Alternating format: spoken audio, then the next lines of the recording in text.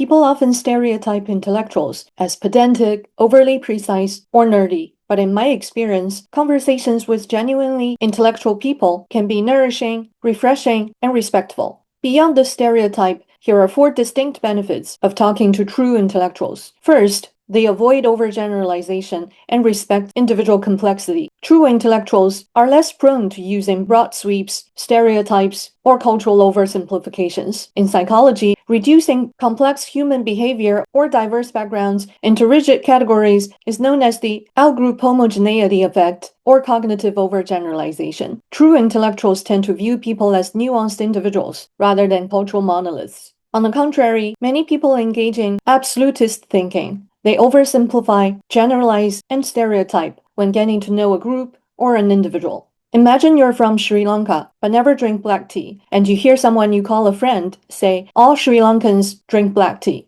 This is probably a harmless, mild generalization, but imagine you had a traumatic childhood, but excelled academically without using substances. You studied psychology and became a professional who helps people affected by childhood adversity. Then a friend asks, "What drug did you use to cope in high school?" People who tend to generalize also seem unable to recognize or use linguistic hedges, such as may, many, or often.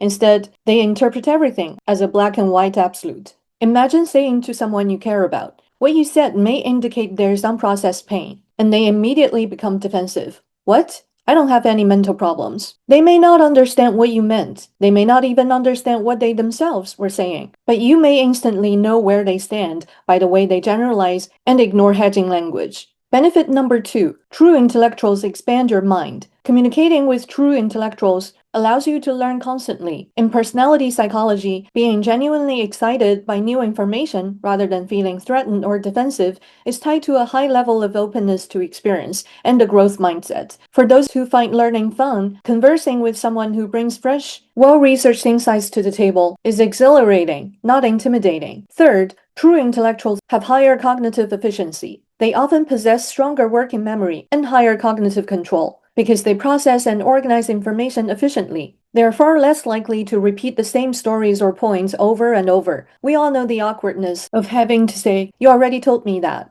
Conversing with someone who remembers your shared history keeps dialogue moving forward rather than looping backward.